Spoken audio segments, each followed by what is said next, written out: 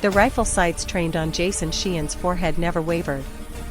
4 barrels, for shooters positioned in perfect crossfire formation, the kind of execution setup that left no room for miracles in the industrial maze of crumbling warehouses and forgotten loading docks. His security team was already down, their expensive tactical gear doing nothing against the coordinated ambush. He straightened his tie with the same controlled motion he'd used to sign death warrants, the silver cufflinks catching the flicker of a malfunctioning security light. Through his torn sleeve, the edge of an ornate Korean tiger tattoo showed, Old World ink for a New World predator, the beast seeming to snarl in the stuttering neon haze that bled orange and sickly green across oil-stained concrete.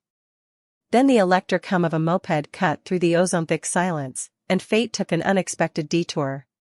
Selena James hit the brakes hard, her delivery bike sliding sideways into the kill zone with a spray of rainwater and loose gravel. 25 years old, her athletic frame swallowed by an oversized neon yellow courier vest and a thermal delivery bag strapped to her back. The kind of gig economy ghost the city produced by the thousands, invisible, disposable, unremarkable. Except for her eyes. They held the absolute stillness of someone who'd already died once and found the experience educational. The lead robber, tactical vest, professional grip, expensive equipment, barely glanced at her. Wrong place, delivery brat. Turn around or join the bodies. Selena's pulse spiked. Not from fear. From recognition. Her neural echo activated with the soft electric whisper only she could hear, painting the alley in bioelectrical signatures. 4 heartbeats. Elevated adrenaline. Finger pressure increasing on triggers. The suited man in the center, Jason Sheehan, though she didn't know his name yet, registering as surprisingly calm for someone 3 seconds from execution. She dropped the kickstand with her heel and smiled the way you smile when you know a punchline no one else has heard yet. I just need a signature. What happened next took 4 seconds. The thermal bag came off her shoulders in a tight arc, slamming into robber one's weapon hand hard enough to fracture bone, the bag's metal frame doing what it was never designed to do. Her tactical pen, the only weapon she'd allowed herself in 2 years of civilian life, found robber two's radial nerve with surgical precision, the gun clattering uselessly. She read robber three's stance shift before he did, swept his knee with a brutal efficiency that spoke of muscle memory deeper than thought. Robber 4 managed to swing his rifle toward her before she drove her elbow through his solar plexus and used his collapsing weight to slam his head into the brick wall. Silence rushed back into the alley like water into a vacuum. Selena stood in the center of 4 groaning, disarmed men, her delivery vest barely wrinkled, her breathing controlled. She picked up her thermal bag, checked her phone for the next delivery address, and looked at Jason Sheehan for the first time. Their eyes met. His were dark, calculating, and suddenly very interested. She should have walked away. Should have climbed back on that moped and disappeared into the anonymous sprawl of sodium lights and delivery quotas. Should have remembered that invisibility was the only armor that mattered. Instead, she said, "You should call the cops. Or don't. Not my business." Then she was gone, the electric whine of her moped fading into the urban symphony of distant sirens and rain beginning to fall. Jason Sheehan stood alone among 4 unconscious professionals, his mind already working through the logistics of finding a ghost who'd just saved his life. On the wet concrete near his feet, partially obscured by a spreading puddle, lay a crumpled delivery receipt. Order number 4729. Customer name, J. Montrose. Delivery address visible in smudged ink. He picked it up with the same careful precision he used for everything, folding it into his jacket pocket. The Sheehan syndicate had just found its most dangerous asset. She simply didn't know it yet. Before we begin, click subscribe, like this video and tell me in the comments where you're watching from. Your support helps us bring more thrilling stories, and trust me, you won't want me to miss them. Now let's get into the story. Jason Sheehan found her 72 hours later in a walk-up apartment that smelled like cheap ramen and cheaper hope. 4th floor, no elevator, the kind of building where the landlord's promises died in triplicate and the heating worked on a coin flip. He'd sent 2 of his cleanest operatives ahead to confirm the address, then dismissed them with a text. This conversation required privacy and the particular kind of pressure only he could apply. Selena was folding laundry when her door exploded inward, not violently, but with the confident authority of someone who'd purchased the superintendent's silence an hour earlier. She didn't flinch. Didn't reach for the knife taped under her kitchen counter. Just continued matching socks with the same methodical calm she'd used to dismantle 4 armed professionals in an alley that the city's news cycle had already forgotten. Jason stepped inside and closed the door with his heel, his tailored charcoal suit a stark contrast to the peeling wallpaper and water-stained ceiling. He held up the delivery receipt between 2 fingers like a winning lottery ticket. "Order 4729, he said. "You left this behind. Sloppy for someone with your skill set." Selena set down a faded towel, her eyes meeting his with that same unnerving stillness. "I'm a delivery driver. I deliver things. Sometimes I drop receipts. Revolutionary concept. You're a weapon pretending to be a bicycle courier." Jason moved deeper into the studio apartment, cataloging everything with the trained efficiency of a man who'd built an empire on reading weaknesses. The single futon. The prescription bottles lined up with military precision on the counter, suppressants for something, he'd have his people analyze that. The complete absence of photographs, personal effects, anything that suggested she'd existed before 2 years ago. "The question is whether you're a very expensive weapon someone misplaced, or something more interesting." "The question," Selena corrected, her pulse climbing into the yellow zone her neural echo reserved for probable violence, "is how fast you can leave before I make you." Jason smiled. It wasn't a pleasant expression. "I own this building. I own the one next to it. I own the pharmacy that fills your prescriptions and the courier company that pays you in cash because you can't risk a paper trail." He pulled a leather folio from his jacket, placed it on her counter with the reverence reserved for loaded firearms. Ghost 04. Inactive status. Iron Pulse program. Estimated operational value, $30 million in today's market for military contracts. The temperature in the room dropped 10 degrees. "I don't need to know why you ran," Jason continued, watching her hands for the telltale shift that preceded violence. "I need someone who can do what you did in that alley when my own people are busy trying to kill me. Work for me. 6 months. After that, I'll personally erase every digital footprint you've left since deserting. You'll be a real ghost, not just a girl running on borrowed time." Selena's jaw tightened. "And if I refuse?" "Then I make one phone call," Jason said, producing his phone with theatrical slowness, "and by sunrise, Commander Thorne and his reclamation team are kicking down this door." He paused, letting the name land like a bullet. "I hear he's still very interested in recovering government property." The silence stretched between them like a tripwire. Selena picked up the leather folio, opened it to find a contract written in language that made prison sentences sound generous, and a black credit card with no name embossed on its surface. "When do I start?" Jason's smile widened. "You already have." The penthouse occupied the top 3 floors of the apex tower, where the city's smog gave way to clean air and the view stretched to the harbor's industrial bones. Selena's new quarters were larger than her entire former apartment building, floor-to-ceiling windows, Italian marble, furniture that cost more than most people earned in a year. A gilded cage with a panoramic view of everything she'd been hiding from. She'd been there 6 hours when the inner circle came to take her measure. Marcus Lau arrived first, Jason's head of security, moving with the economy of a man who'd killed efficiently and often. He circled her like a wolf assessing a rival, his eyes cataloging her stance, her breathing, the way her weight distributed across both feet even while she pretended to admire the skyline. "You're the alley phantom," he said, not bothering with introductions. "Jason says you're fast. I say you're lucky. There's a difference." Selena didn't turn from the window. "You're welcome to test the theory. I'll try not to send you to physical therapy for too long." Marcus's laugh was sharp and humorless. "I like her. She'll be dead in a week, but I like her." Dr. Sarah Chin materialized next, the syndicate's information broker, her designer heels clicking against marble with metronomic precision. She carried a tablet and the expression of someone conducting a vivisection. Ghost 04. Iron Pulse Program.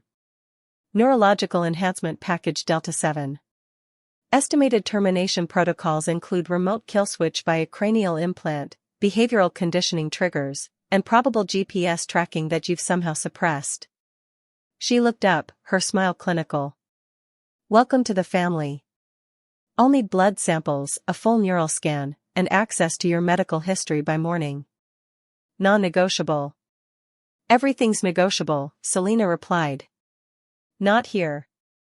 This came from Yuki Tanaka, Jason's corporate liaison, a woman whose Prada suit and grandmother's Yakuza tattoos sent mixed signals that were entirely intentional. She settled onto the leather sofa with the ease of someone who'd orchestrated hostile takeovers before breakfast. You're an asset now. Assets get maintained, analyzed, and deployed.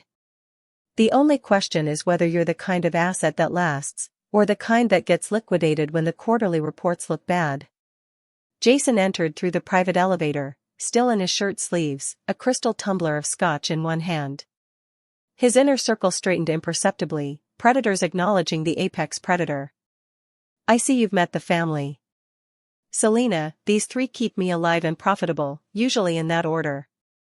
You'll answer to me, but you'll work with them. He moved to the window beside her, his reflection merging with hers in the glass. Marcus runs tactical. Sarah handles intelligence. Yuki manages the legitimate face we show the world.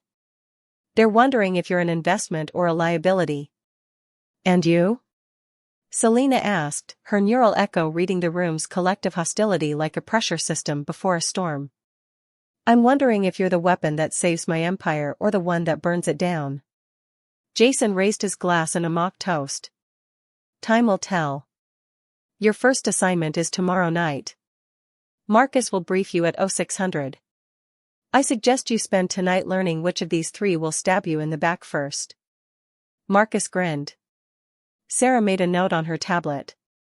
Yuki's expression never changed. Selena's reflection smiled back at her from the window, and for the first time in 72 hours, she felt the old combat protocol stirring beneath her carefully constructed civilian mask.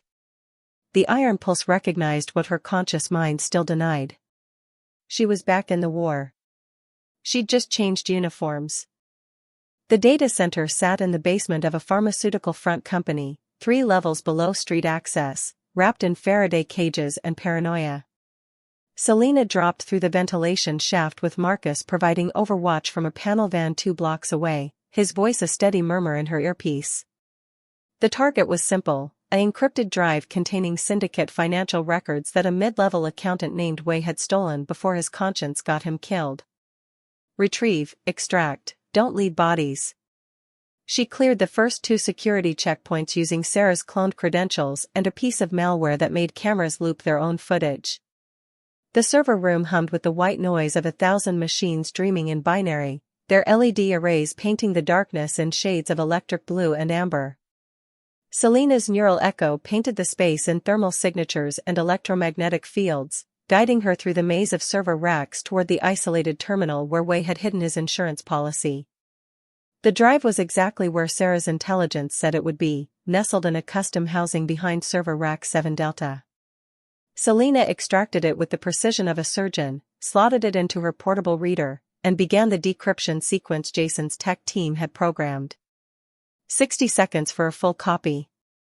She had 58 left when the file directory populated on her screen and her world tilted sideways. Project Kinetic Echo. She in Biomedical Division. Neural Interface Prototypes. Generation 1 through 4. Her hand stopped moving. She scrolled deeper, her pulse climbing into the red zone that meant violence or panic, her body uncertain which. Technical schematics bloomed across the display, cranial implant designs, synaptic bridging protocols, the exact configuration of hardware that had been installed in her skull when she was 14 years old. Dated 7 years before the Iron Pulse program officially existed. Funded by Shein Enterprises through a network of shell companies and military contracts that read like a blueprint for creating government-sanctioned killers. Selena, you've got company. 2 guards, South Corridor, 30 seconds. Marcus's voice cut through the static in her head. She wasn't listening. Her fingers flew across the interface, pulling files, reading fragments of correspondence between Jason's father, dead 5 years now, and a young military contractor named Thorne. The same Thorne who'd stood over her hospital bed and told her she'd been reborn as something better than human. The same Thorne who'd carved out her childhood and replaced it with combat algorithms and kill commands. Jason had known. Had to have known. The guard's footsteps echoed in the corridor. Selena pocketed the drive, uploaded a virus that would scrub the server logs, and moved toward the exit with her neural echo painting escape routes in colors that tasted like betrayal. She cleared the building in 4 minutes, rendezvoused with Marcus at the extraction point, and said nothing during the drive back to the Apex Tower. Jason was waiting in his study, scotch already poured, his expression carefully neutral. He knew she'd seen the files. Probably planned it. My father built the technology, he said before she could speak. Thorne weaponized it. I inherited both the fortune and the guilt. He met her eyes with something that might have been regret or might have been calculation. You were going to find out eventually. I'd rather you heard it from me. Selena placed the drive on his desk with the gentleness reserved for live explosives. Tell me everything, she said, her voice carrying the kind of quiet that preceded storms. Or I walk, and you can explain to Thorne where his lost weapon went. Jason picked up his glass, took a long drink, and began talking. The Opera House was a relic from the city's industrial golden age, all marble columns and crimson velvet, closed to the public for renovations that would never be completed.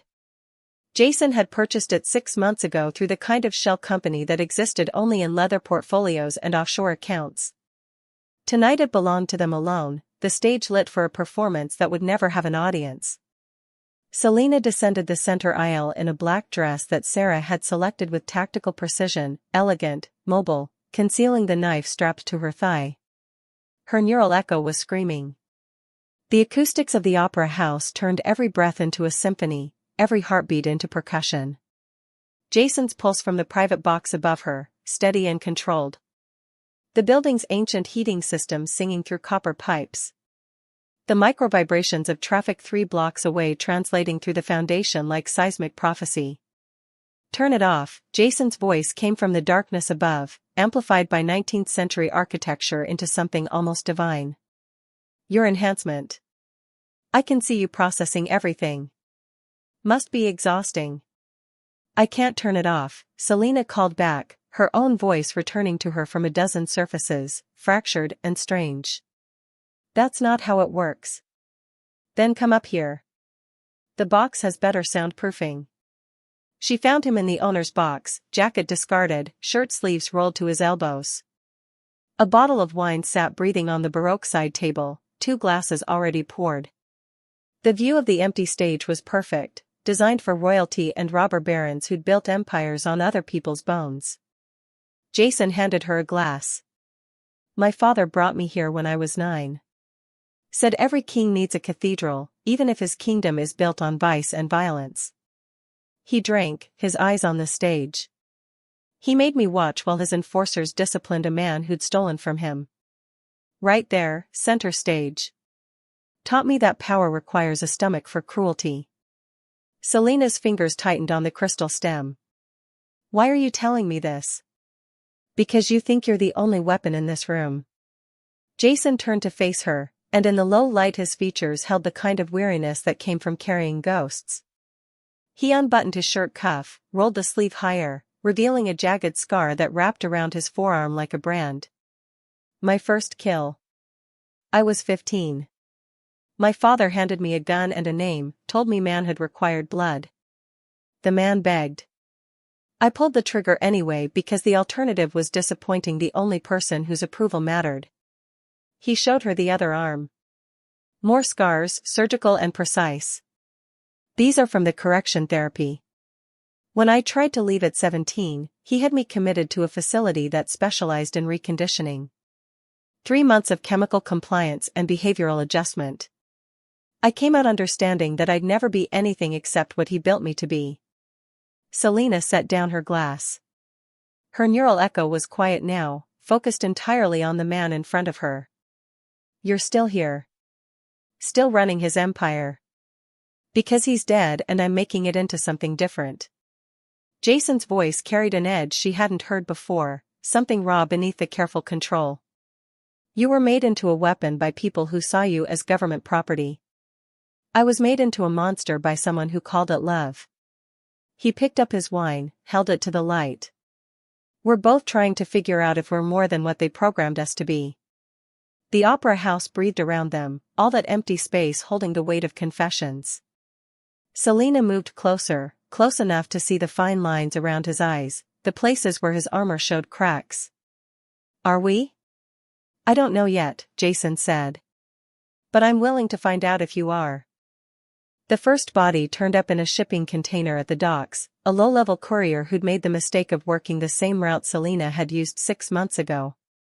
The second was a landlord from her old neighborhood, found in his rent-controlled apartment with a single bullet hole and a message spray-painted across his wall in government-issue black, "Return what belongs to us." The third and fourth were a married couple who ran a pharmacy, the kind that asked no questions and accepted cash, their security footage scrubbed clean except for a single frame showing a man in tactical gear and a face obscured by shadows.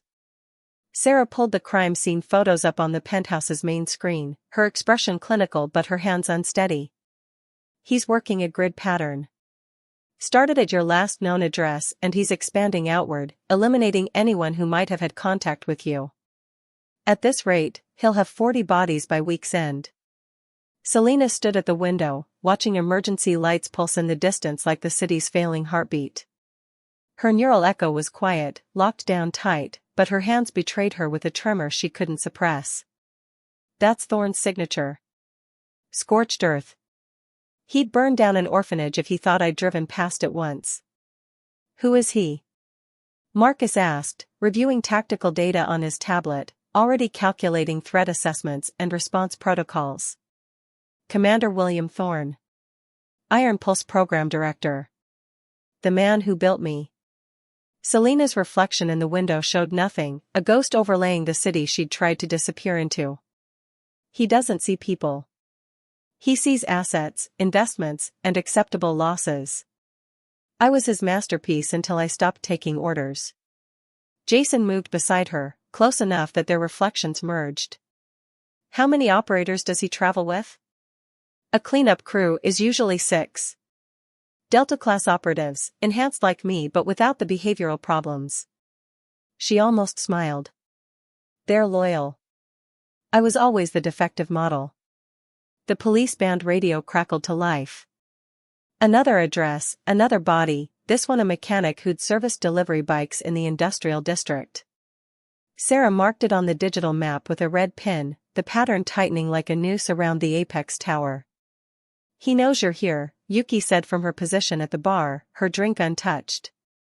He's not just killing witnesses. He's sending a message. Everybody is a countdown. Selena's phone vibrated. Unknown number.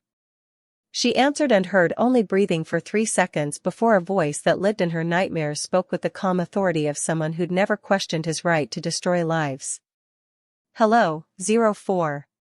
I've missed our sessions. I trust you've been keeping up with your conditioning protocols. Thorne's voice was warm, almost paternal, which made it infinitely worse. I'm at the Grand Harbor Hotel, room 1214. You have 24 hours to report for reclamation. Every hour you delay, 3 more of your little civilian friends learn what happens when government property goes missing. The line went dead. Marcus was already pulling up building schematics.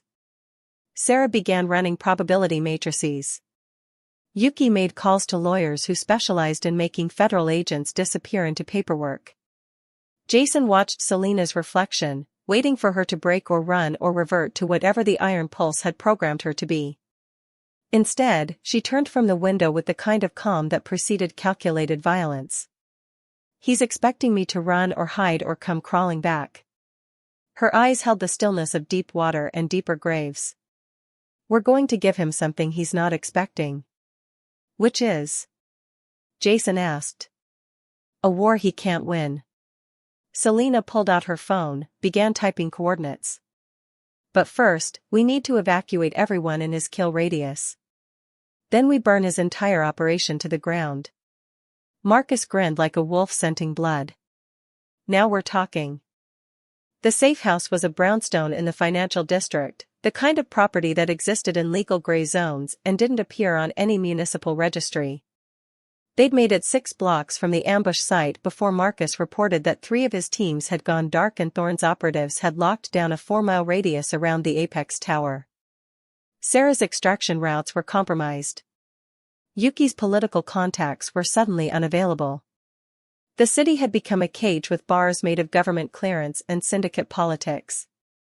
Selena checked the ballistic windows for the 3rd time in 20 minutes, her neural echo painting threat assessments across every shadow and roofline.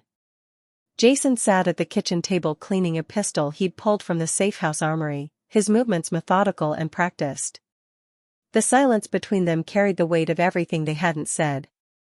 Marcus is buying us maybe 4 hours before they breach the perimeter, Jason said without looking up from the disassembled weapon. Sarah thinks Thorne made a deal with the Triad bosses who've been trying to take my territory. They get the Sheehan assets, he gets you back in a black bag. Efficient.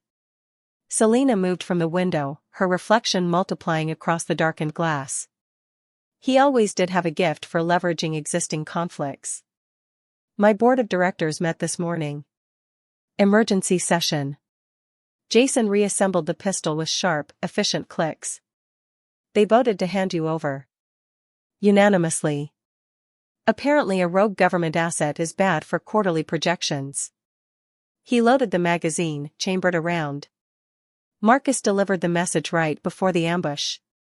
My own people sold us out to save their investments. Selena felt something cold settle in her chest. You could still make that deal. Trade me for survival. Thorne would probably even sweeten the arrangement, let you keep some of your territory. Jason looked up then, his eyes carrying the same dangerous calm she'd seen in the alley 3 weeks ago. You think I built this empire by making deals with people who threaten me? He stood, set the pistol on the table between them like an offering. My father created the technology that destroyed your childhood. My syndicate profited from selling enhanced soldiers to governments that turned children into weapons. I've spent 5 years trying to clean that blood off the family name. He pushed the gun toward her. So here's my offer. We burn it all down. The syndicate, the program, everyone who profits from turning people into property. That's suicide, Selena said, but her hand was already moving toward the weapon. That's justice. Jason pulled out a second pistol, checked the chamber. I have access codes to every syndicate black site, every shell company, every politician and general on our payroll. You have inside knowledge of Iron Pulse protocols, facility locations, and operational procedures. Together we're not just witnesses. We're a strategic strike package. Selena picked up the gun, felt its weight settle into her palm like coming home. They'll hunt us forever. Both sides. There won't be anywhere to hide. Then we make sure there's no one left to do the hunting. Jason extended his hand. Partners. Until we're free or dead. No hierarchy, no handlers, no one controlling what we become.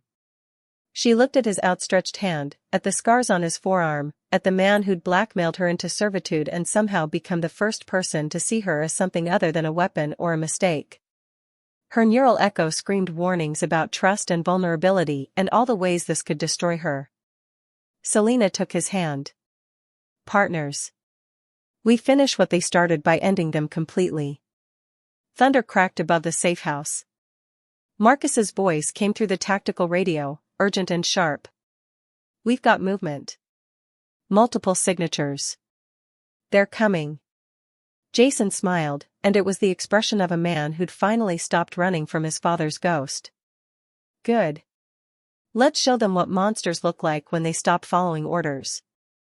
The eagle's nest clung to the mountainside like a predator's den, all reinforced concrete and armored glass disguised as a luxury retreat. Jason's father had built it as an escape hatch for when empires collapsed, stocked with enough weapons and provisions to withstand a siege or start a small war. The helicopter ride had taken 4 hours, climbing through cloud layers until the city became a smear of light pollution against the darkness below. Selena stood on the observation deck, watching the access road snake through pine forests 3,000 feet below. A single approach easily monitored, designed to funnel attackers into a kill zone. Her neural echo painted the terrain in tactical overlays, choke points, firing positions, avalanche risk zones where the mountain itself could become a weapon. He'll come at dawn. Thorn likes the symbolism. New day, fresh start, prodigal weapon returning home. Jason emerged from the command center, Marcus's voice crackling through the comm system behind him as the security chief coordinated the last defensive positions. Sarah had stayed behind to upload their evidence to every news outlet and intelligence agency that wasn't already compromised. Yuki was dismantling syndicate assets from a server farm in Singapore, burning 20 years of criminal infrastructure with the efficiency of someone who'd been waiting for permission to destroy everything. Marcus counts 30 signatures on thermal. Full tactical package, air support inbound at 0600.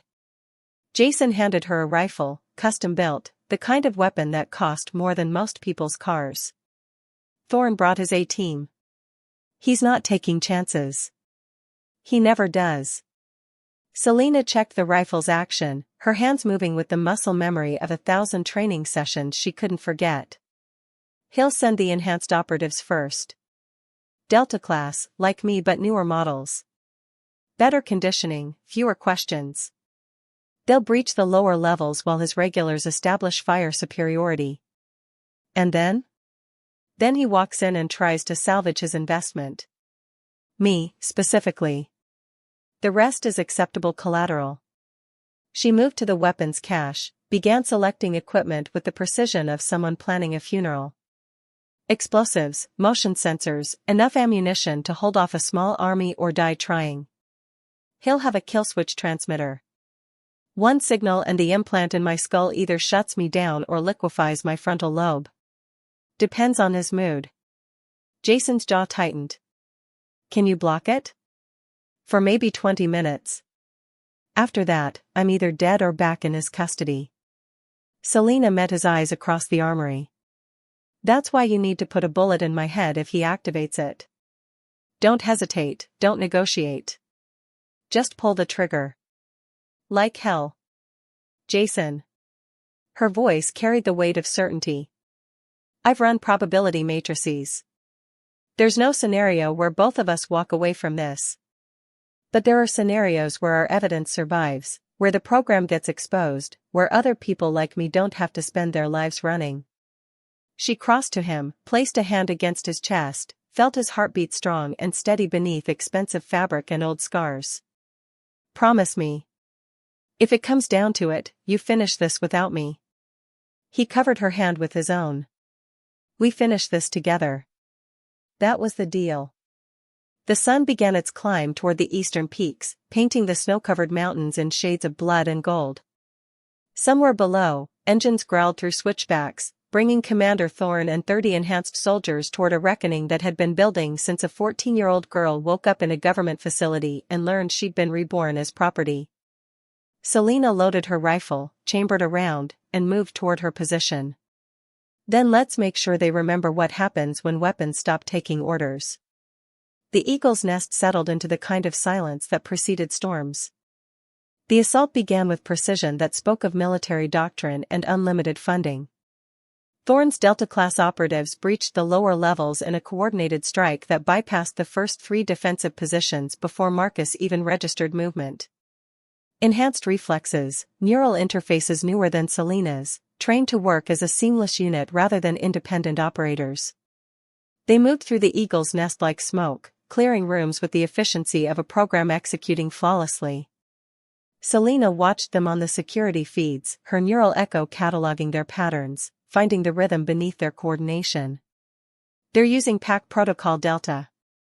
Shared sensory input, distributed decision-making. Take out their signal relay and they revert to individual processing. Jason was already moving, C4 charges in hand, heading for the communications array on the eastern tower. How long do I have?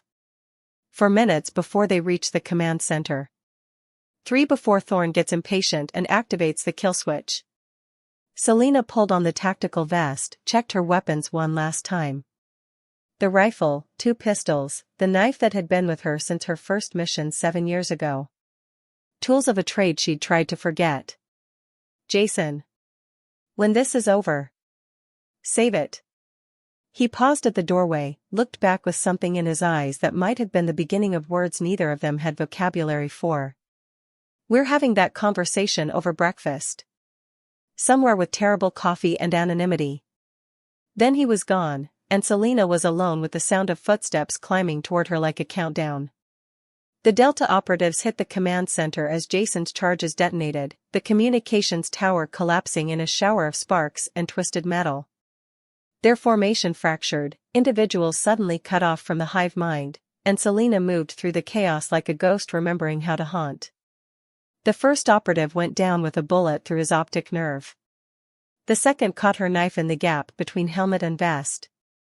The third managed to get a hand on her before she broke his elbow and used his own sidearm to put him down. Then the room was clear except for the sound of slow, measured applause. Commander Thorn stepped through the shattered doorway, flanked by 2 operatives who moved with the absolute confidence of people who'd never lost. He looked exactly as Selena remembered, silver hair, dress uniform, eyes that catalogued human beings the way accountants tallied assets. In his left hand, he carried a small device the size of a key fob. The kill switch transmitter. 04. You've exceeded projections again. Remarkable adaptability for a deprecated model. Thorn circled her slowly, his bodyguards maintaining tactical distance. I'll admit, this little rebellion has been instructive. We'll incorporate the behavioral data into Generation 6. Your legacy will be better obedience conditioning. Selena's neural echo screamed warnings, painting the room in threat assessments and probability cascades. Her implant was already responding to the transmitter's carrier signal, warming up, preparing to receive its final command. She had maybe 90 seconds before Thorn pressed the button and her brain became government property one last time. You're not taking me back, she said, her voice steady despite the static building behind her eyes. I'm not taking you anywhere, 04. You're coming home voluntarily, or I'm recovering salvageable hardware from your corpse. Either way, the program continues. Thorn's thumb moved toward the activation button. Last chance. Deactivate your higher functions and assume compliance posture. You remember the drill. The explosion came from the eastern wing, precisely timed, Jason's diversion detonating with enough force to shake the entire structure. Thorn's bodyguards turned reflexively, their enhanced reactions betraying them for half a second, and Selena moved. Not toward Thorn. Toward the backup generator housing that powered the entire facility. Her knife found the fuel line, severed it cleanly, and the lights died as emergency power failed to compensate. In the sudden darkness, her neural echo was the only sense that mattered, painting the room in bioelectric signatures and thermal ghosts. Thorn pressed the button. Selena felt the kill switch activate, felt the implant in her skull begin its shutdown sequence, systems cascading toward failure or compliance. Her vision grayed at the edges. Her motor control stuttered. The conditioning protocols whispered seductively about the peace of surrender, of finally accepting what she'd been built to be. Jason's voice crackled through her earpiece, barely audible over the static in her dying brain. Override code Prometheus 7 Delta. Sarah pulled it from the files. Say it, Selena. Say it now. Her lips moved, forming words from muscle memory and desperation. Prometheus 7 Delta. The implant hesitated. Recalculated. The kill switch signal collided with an emergency maintenance protocol buried in firmware that predated Thorn's tenure, a backdoor left by engineers who'd worried about exactly this scenario. Selena's systems rebooted hard, her neural echo surging back online with the force of a cardiac defibrillator, and she came back to herself in time to put 3 rounds through Thorne's center mass before his bodyguards could reacquire her position. The commander went down, his expression showing surprise for the first time in a career built on certainty. Selena stood over him, her pistol trained on his face, her breath ragged but her hands perfectly steady. "I'm not 04. My name is Selena James. And I'm nobody's property." Thorne coughed blood, smiled with red teeth. "The program doesn't end with me." "I know," Selena said. "But it ends with you." She pulled the trigger. The avalanche was Sarah's idea, executed with the kind of precision that came from knowing exactly how much explosive to place and where. The eagle's nest came down in a cascade of snow and stone and burning wreckage, taking with it the bodies of Commander Thorne and his elite battalion. Satellite imagery would show total structural collapse, thermal signatures consistent with multiple casualties, no survivors. Marcus had already leaked the story to 3 intelligence agencies and a dozen news outlets. The Sheehan Syndicate's remaining board members were too busy fighting over the corpse of the Empire to question whether their former chairman had actually died in the rubble. Ghost 04 and Jason Sheehan were officially dead, their names added to classified casualty reports that would never be declassified. 6 weeks later, in a village so small it didn't appear on most maps, 2 people who looked nothing like the surveillance photos sat at a cafe table watching snow fall across the Swiss Alps. Selena's hair was shorter, dyed auburn, her posture deliberately softened from the coiled violence she'd carried for 15 years.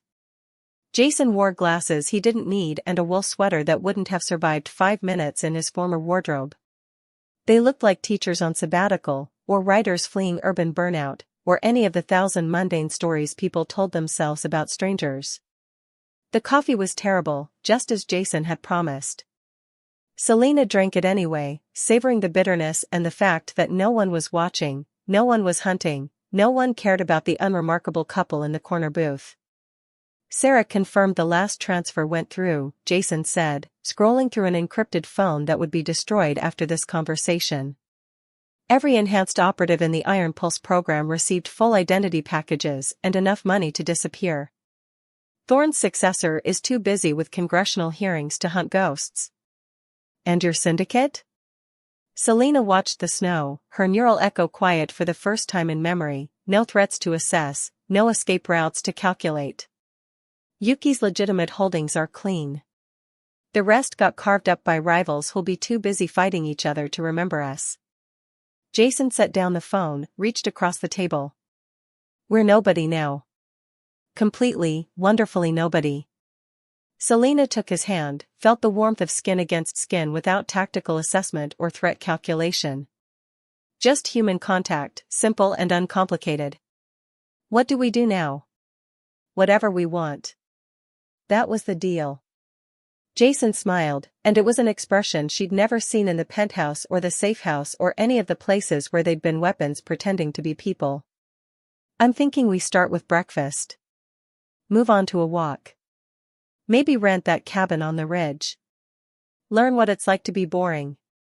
"Boring sounds perfect," Selena said, and meant it. Outside, the snow continued falling, covering their tracks, erasing their history, offering the blank page they'd bled for. Somewhere in the distance, church bells rang the hour, and 2 people who'd been built to destroy sat peacefully in a cafe, finally learning what it meant to simply exist. The world believed they were dead. For the first time in their lives, they were finally alive. Thanks for watching. Please like, comment and subscribe.